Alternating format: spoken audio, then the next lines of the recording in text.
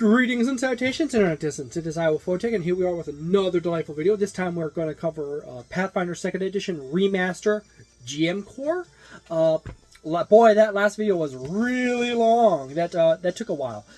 Imagine if I actually recorded that in 4K. Dear goodness, that would have taken like 8 hours to upload.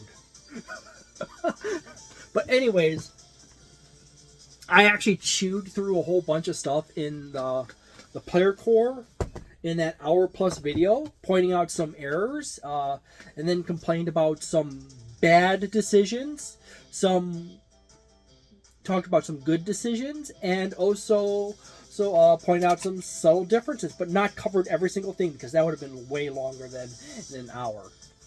If I literally just did a video covering all the differences between Pathfinder Second Edition and Pathfinder Second Edition Player Core, minus the obvious ones like removing the Game Master stuff out of Pathfinder Second Edition original core rulebook, that would have probably been like an 8-hour long video if I really chewed down to it, but then that's not a good idea.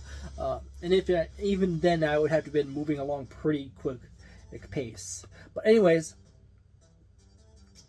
here we go with Pathfinder Second Edition GM Core from Paizo Publishing.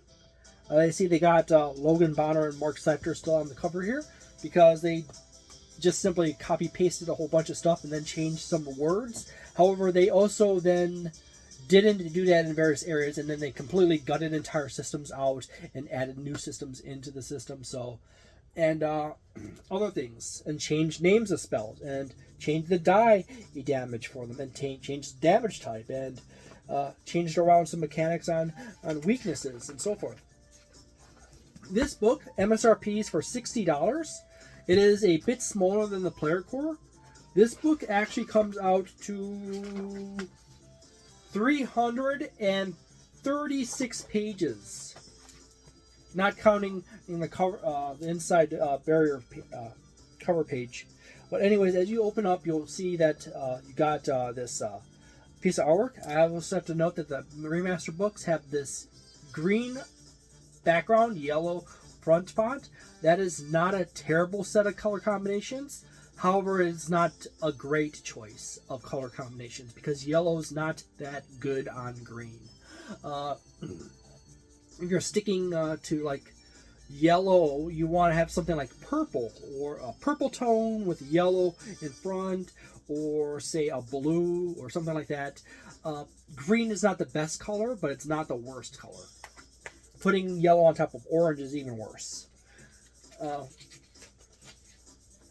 Or orange on top of yellow. Terrible choices. But putting two yellows together or putting two greens together would be even worse. Which is exactly the sin that Pathfinder Second Edition art direction and graphics design people really did in this book.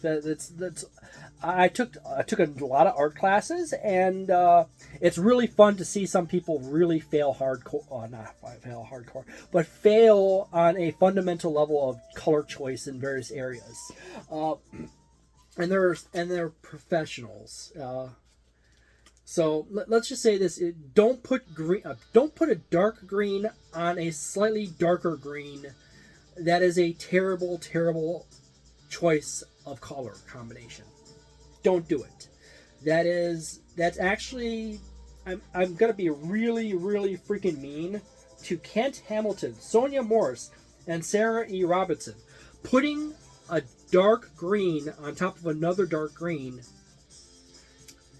is bad color combination. Particularly if you're doing it for like navigation purposes to denote things, that is a terrible idea. But also, fun fact, green is a common color blindness for men, as well as blue. You know, you have either one or the other. You suffer in one of those two category. So, hey, congratulations! You screwed over an entire group of people with disability. And that's a really common color blindness spot for men, by the way. Having either a greenish green-blue color blindness range issue is not a good one. Okay, seriously, that was a bonehead move. Okay, so I have to back up here. You have a decent but super minimal table of contents. This is like a median tier or table of contents. It doesn't drill down deeply into it, but it still is decent. It happens to have page numbers right here, which is nice. It would have been nice if you stuck the word page above that. Some people are a little dense and they see those numbers and it takes them a little too long to figure it out. Think of that as being a page number. But when you go to this column right here, I'm going to go back to my original complaint. Don't ever stick the same stick two colors of the same range. Don't ever put green on top of green. Don't ever don't ever put a dark green on top of a darker green, or a slightly lighter green on top of a dark green, or something like that. That was terrible. Same thing goes with a dark blue with a slightly less dark blue on top of it, or a. But you literally picked the single worst option of colors to do that with. Automatically, that's a triple fail in art and design. Like, if I saw that, I'm like, don't do that. Make that red or orange. Reddish orange is an ideal contrast color to green. Completely failed basic color theory right there. In a seriously bad way. That also screws over a group of people with a disability. It's one of those weird things that companies that are concerned with people with disabilities also simultaneously screw up the worst with those people with disabilities. It's weird. It's like an auto-awareness of being a deficit at something, trying to fix it, but not actually being good at fixing it. But yeah, I will remind this again. Dear Kent Hamilton and Sonia Morris and Sarah E. Robinson, you failed. You failed badly at that spot for the book. Basic section on running the game for Chapter 1. It goes over the basic stuff. If you notice, from going from one page to the other, the drop-down menu changes. Yet again, reminding you that's a terrible choice to put green on green for a bar. A slightly lighter shade. I do like the fact that it goes from a darker tone to a lighter tone and to a lighter tone. Some people might not even be able to tell the difference between these two greens. Like, there is actually 4 greens right here. There's 4 greens right there. How many tones of green do you see in this column here? There's some people, some men, who literally will only see 2 tones of green there. The second thing you should have probably done is that right here, there should have been a little bubble in the front or in the back, on the outside edge or the inside edge, with the page number there. That would have been nice. That's not you're losing points for that. That's literally just, you're putting a column there. It would have been a good idea to also put the page number there too for each one of these sections. So when you read down this list and you see this right here, you see the page number right in front of it, and like, that's where I go for that feature, and you just page right to that, and then you like, 3 more pages that way. Boom, I found it. So that would have made that whole navigation bar way more efficient, is to have the page number there. The fail is having multiple tones of green. That's a compound fail in art color theory and disability accessibility feature. There is a general oversection on collaboration in the game, preparing adventures, character creation. your own adventures, the concept of Session 0, the concept of what is a Pathfinder Adventure Path, Pathfinder Adventures, Pathfinder Society Scenarios, and so forth column. Then we go into this fun little section on running a session, starting a section, the spotlights of a session, stakes and consequences, failing forward. Sometimes sometimes the character just fails, and sometimes the act of failing makes the moment more interesting and more impactful. But at the same time, you don't want to have an entire game of nothing but failure. Sometimes people have to succeed either through luck or great planning.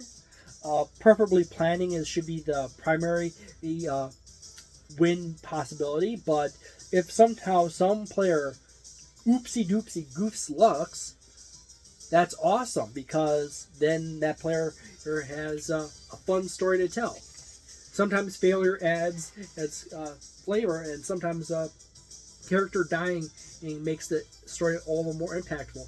It just should not be planned by the game master that happens. I talked about hero points, improvisation, false information, secret checks, metagaming, role-playing NPCs, and so forth. They walk through all the core, all the essential concepts in a very concise manner. They move from one section to another fairly effectively. Not perfectly, but it's done very well. They have even a nice little section on adjudicating rules, the basics, consistency and fairness. Consistency should be underlined, because when you change or alter rules from one session to another, even if it's an improvised rule, first and foremost, it's a good idea to tell the players, I don't exactly remember the exact rule for this. Does anyone know? A player happens to know. They tell you it. They tell you where the page is, or roughly. You go there, you confirm, you shoot on through, and that's a good possibility right there. However, if no one knows the rule for it, knowing as much as you can about the core systems, you can approximate what the mechanic should be, and then tell your players, I'm not entirely sure, but based on what I know of the system, it should be something along the lines of this.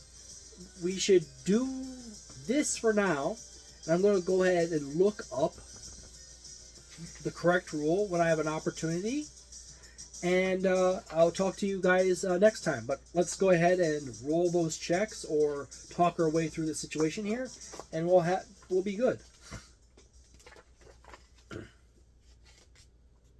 Section on looking up rules, listening to players, making the call, take time for review, saying yes but, or yes but and, or something like that would be house rulings and rules, resolving problems, and so forth. It covers over 2 or 3 paragraphs on each little key important detail or concept that you want to touch along on quickly. How to deal with power imbalances, creative collaboration, idea farm, and so forth. They intersperse decent pieces of artwork throughout the entire book. They're not always applicable to the spot or the page or anything like that at the moment, but they may be in some cases. Oh yes, this is fun. Paizo, characters with disabilities, blindness, impaired vision, deafness, being hard of hearing, missing limbs or mobility, and then the rarity system, common, uncommon, rare, and unique. Yeah, they have a nice little section on characters with disabilities, yet they screwed up and used green on green, with green. The only way they could make that even worse is if they used green for the letters. But even then, if someone, honestly, if they used green letters on green background, that would be like a, do you know art and graphic design? You clearly do not. You're not qualified for the job. Please leave. Seriously, don't put green on top of green. At least they've used white letters. Next nearest sin to using green letters on green would be using dark letters, because green is a cool earth tone color, which is terrible combination. Or blue, or dark blue would have been so bad, because as I said, a lot of men are green-blue colorblind. That would have been dumb and terrible. Running encounters. It explains how to deal with initiatives, hidden enemies. He's placing characters on the map, and so forth. This covers not just the basics, but the adjacent basics, or even pre-basics. Like, it's a line for like the super obvious, small section for the super obvious things. For the moderately obvious, someone who's thinking, who's new, I need to figure that out. Okay, that's interesting perspective. And then there's the moderately things. So they cover over as pretty thoroughly without being overly wordy for the book. You got Tree Razor, sort of fighting Marissa and Kira. Sense motive, maps, miniature, take cover, ad hoc bonuses and penalties, and so forth. Grid variants, going gridless, uniform diagonals, hex grids. General rules of thumb for expediting your players. I personally go with the Dungeons and Dragons 4th edition rule of grids. A square is a square is a square is a square, because it's a square, and the point of them doing the 5, then 10, 5, 10 is because they're trying to account for a slight distortion in distance by going diagonally. But I personally feel like I'm not even going to worry about that, because how many times are people going to run diagonally and get extra distance and have it be something super impactful that's not going to apply to the enemy in equal measure? Sure. So, what the heck? Running exploration mode, hazards, daily preparations, and so forth. I really like this section. It covers a lot of the fundamentals of exploration. It is important to note that every time they go from one section to another, they shift the sublisting down, and then they open up another list of possibilities in that, but they don't always close the previous one. And sometimes fleshing out exploration and so forth. It's always nice to have. This is not overly wordy, as I said before. They're pretty much to the point. The thing I really hate about the Dungeons and Dragons 5th edition Dungeon Master's Guide is that they waste so much time talking about meta theory and the concepts of mythology and genres that, seriously, just stop. Sometimes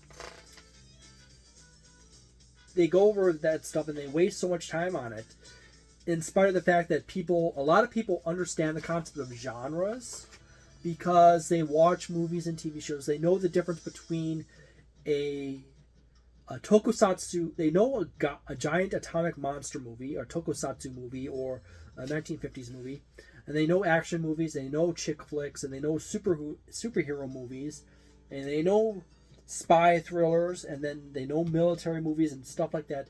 They understand different genres, so sometimes you don't have to just dump all that information on them.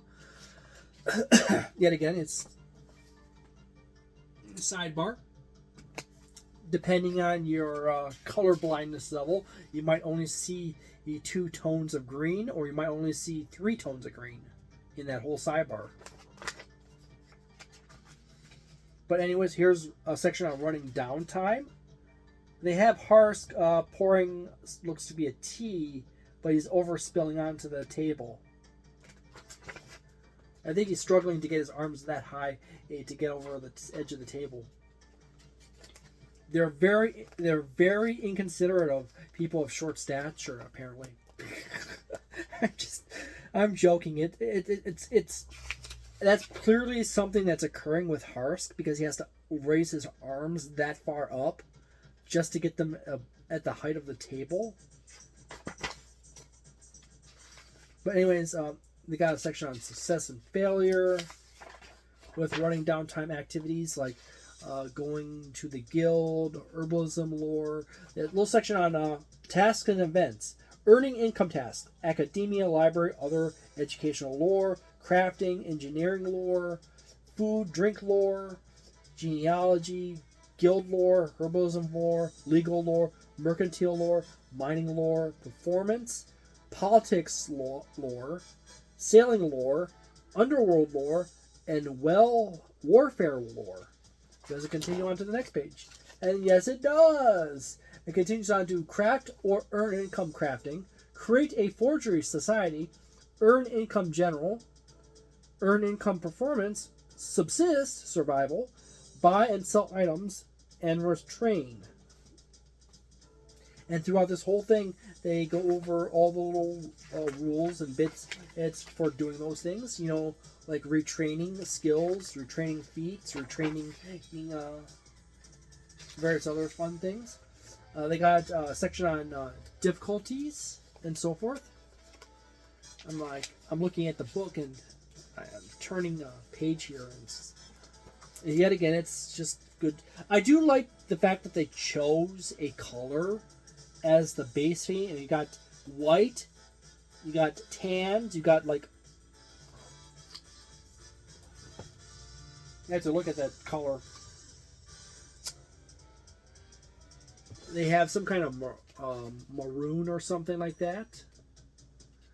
And they have some greens, but you don't put green on top of green. You have a section on rewards for your activities and so forth. Party treasure by level tables and so forth. You got building games section here, chapter 2. Yet again, with every section, there's a nice piece of artwork here and there. Yet again, can you quickly see where the markers are in the side column? And I also have to remind that it would have been nice if there was page numbers there too. They go over campaign structure, basic structures, themes, epic campaigns, and so forth. Player goals, power levels, recurring villains, and so forth. Adventure design, various styles of adventures, and so forth. In the case of Dungeons and Dragons 5th edition, this stuff is like crammed in the front and takes up like 20 pages. When in reality, all it takes is really just 3 or 4 pages here to get down all the basics on that and move on to the next thing.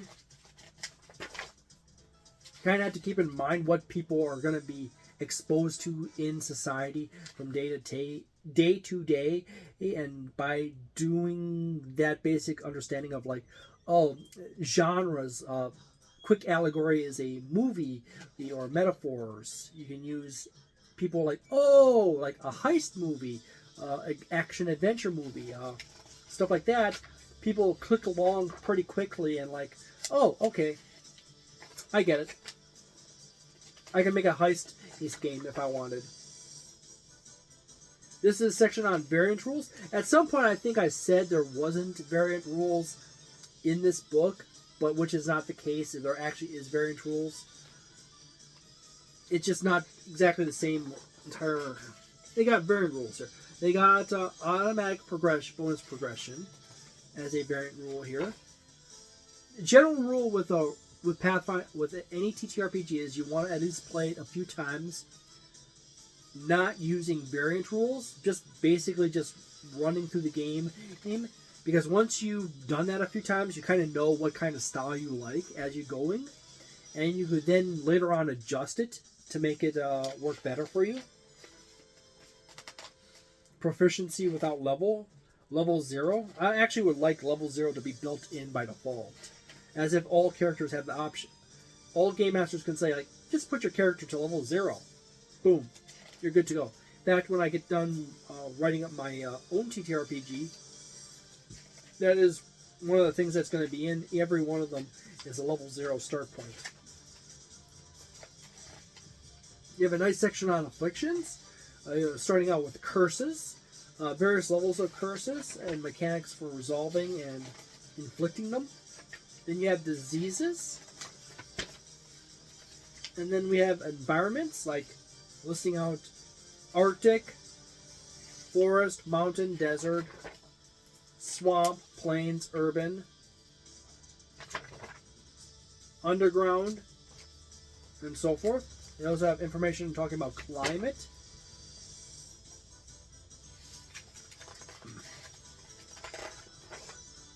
Hazards. And many more fun things. Hazard format. They explain how the types of hazards by level and the mechanics of them operate. So when you go to a Pathfinder Second Edition book and you are reading through and you come to the hazard section, you know exactly the function of each little section of the stat block for hazards are and how to resolve them in an effective manner. Then there's complex hazards.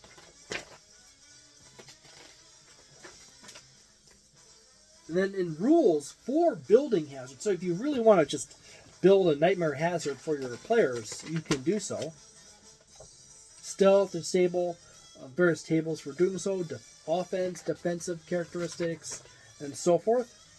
You got a section on building characters, so you can make your own custom monsters or NPCs for your players to talk to or fight. They even have a section on safe items to use with them, saving throws, and so forth.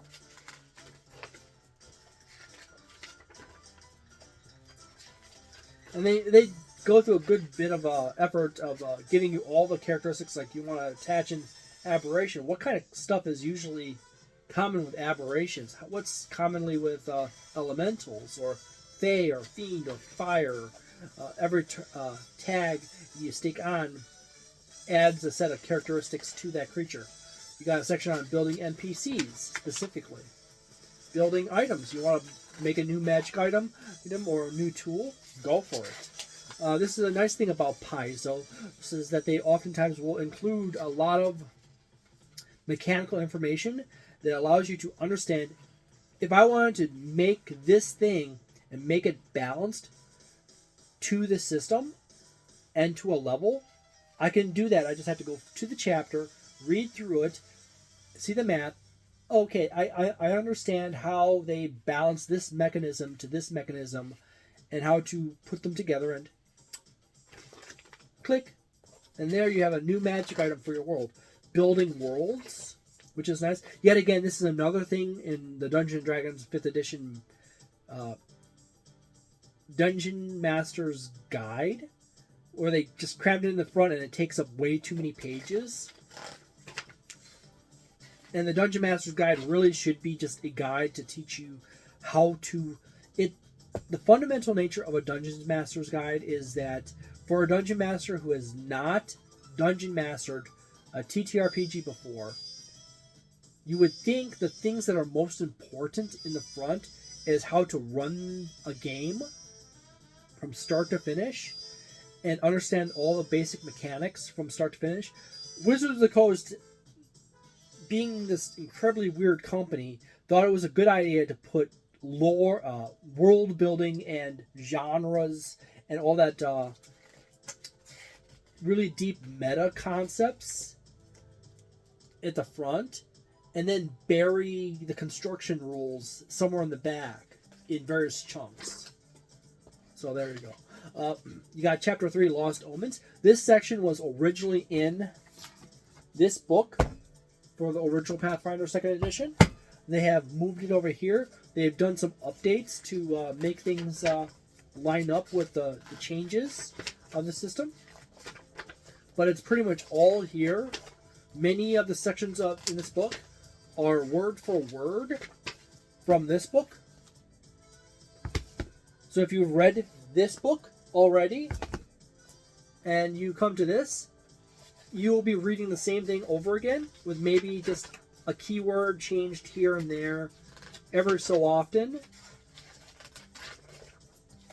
And then we go into creatures, religion, There's a little section on religion in this book, which pretty much covers all the basic all the essential stuff that's in this book. But then it leaves out the deeper stuff like the factions and various deeper details on nations and stuff like that. So it is specifically just religions, the main gods, so Galarian and so forth. All the essential stuff you would need for a cleric or even a champion, which will be in Player Core 2, by the way. But there you go from there. Stuff on settlements and the planes. Their cosmology system.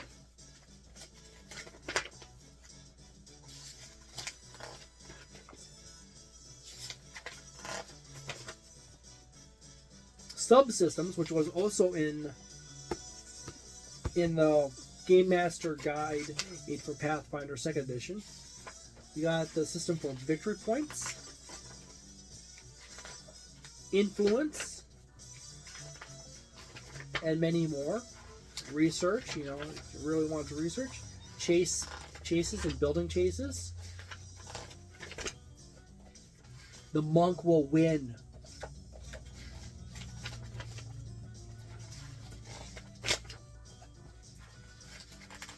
Reputation, duels, special mechanics for dueling, leadership mechanics, exploration mechanics. Yet again, they don't waste a whole lot of time in rambling on about each little thing. Oh, by the way, entire sections on vehicles, like airships, big metal walkers, and so forth. Chariots, everything from a cart to chariot to light chariot to sleds, a sleigh, sky chariot, heavy sky chariot, medium, light sky chariot, glider, hot air balloon, steam giant, a strider. This is a strider right here.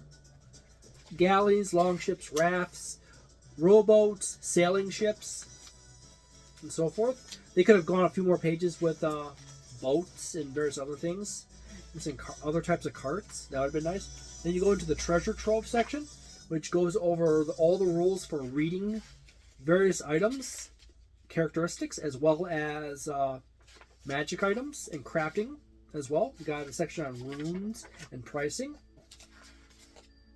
Armors and armaments. You got various armor runes to add to your character. Various subtypes of armor, like adamantine armor, cold iron armor, and so forth. Orichalcum. Probably should make orichalcum a currency as well in my world. It's an actual thing. It's a mixture. It's kind of a bronze alloy. It's mostly copper and zinc with a few other things added. Shield runes, floating shields, weapon runes, and so forth. So this contains all your essential customization components for when your players want to make their swords better or their shields more durable. Then you have a section on alchemy for all the players who want to dabble into alchemy a little bit more. As well as you move into various types of materials like cloth, glass, and so forth. So you have dark silver, dawn silver, cold iron, duskwood, orichalcum, silver, adamantine, and so forth. Different types of arrows, oils, and so forth. Potions. This covers all your essential components or things you need for running your games. You got a section on your talismans and your scrolls. So you can boost up your character's abilities temporarily and cast spells in a pinch if you don't have that spell currently prepared. Trappings of power. So you got some Apex items here. Some really cool magic pieces of gear for various characters.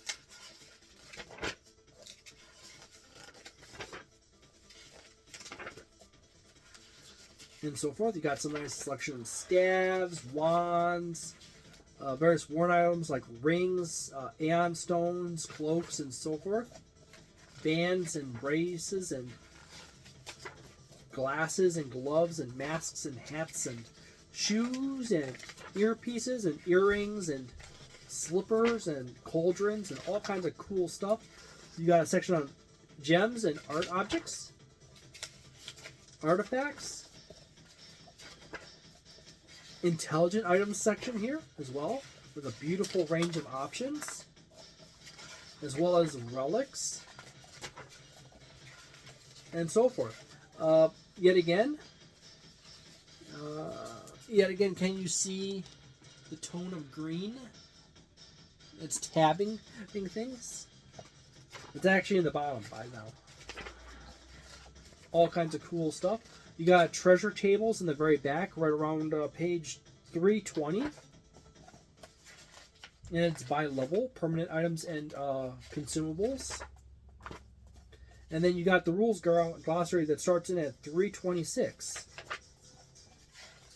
which basically gives you a quick description of the item or the concept, or directs you to the other term for it, or to the page in which that term comes up, which happens a few times, like heat, climate, page 95,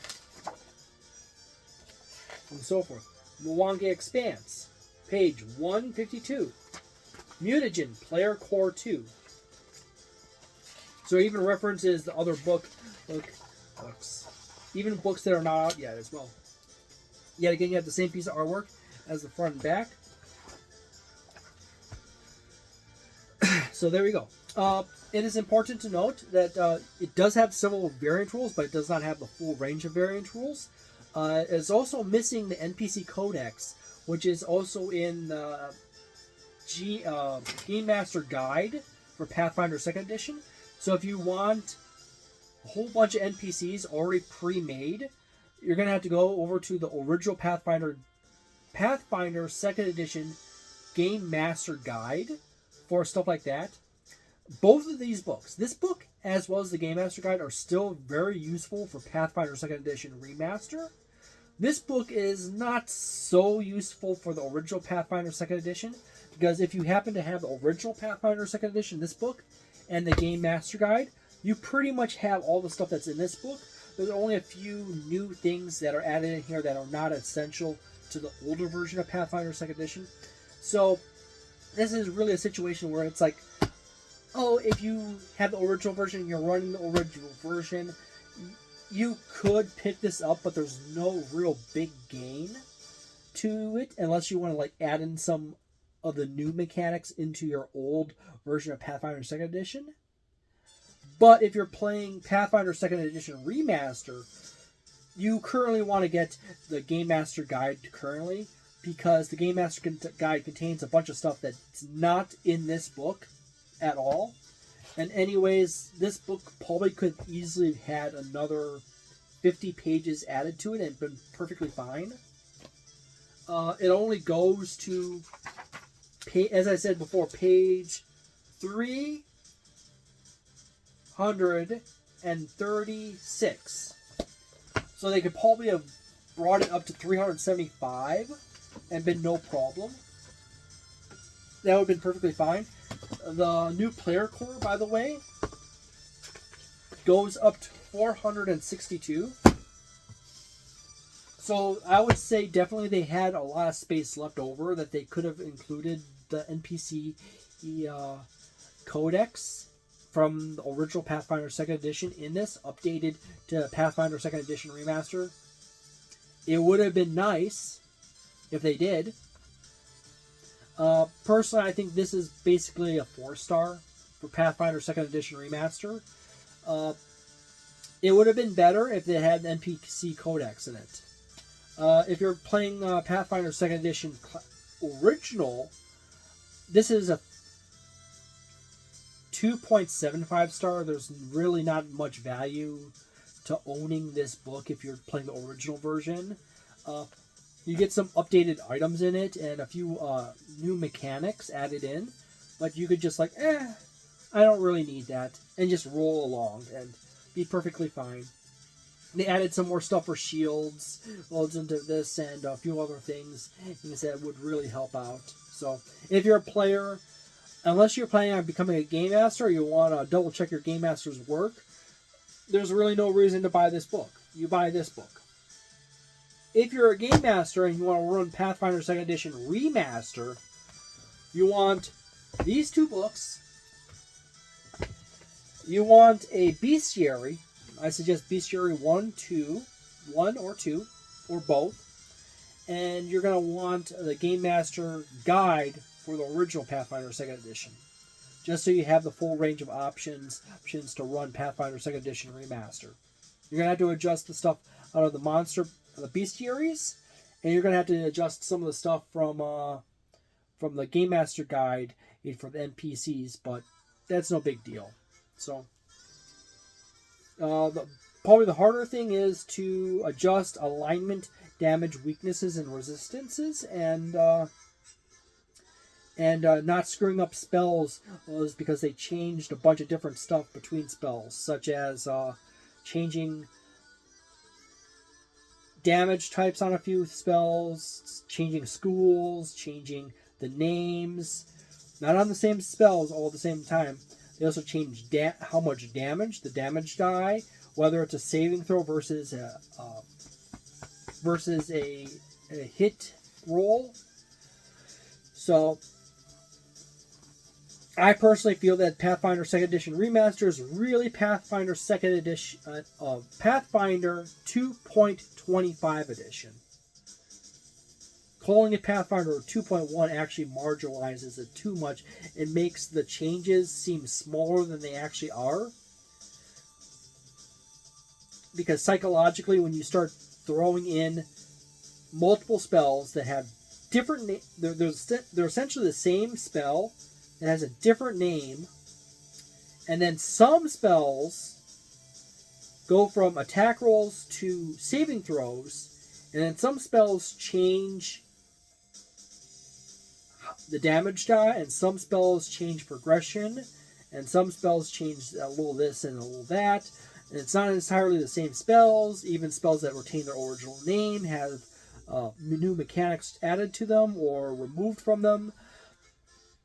It complicates things. So, there you go. Thank you very much for watching this video. This is not nearly as long as the Player Core book, but of course the GM Core book is thinner than the Player Core book. And, yeah. So, thank you very much for watching. I have a delightful day, a nice night, a wonderful week, and a magnificent month. And see you next time. Ciao.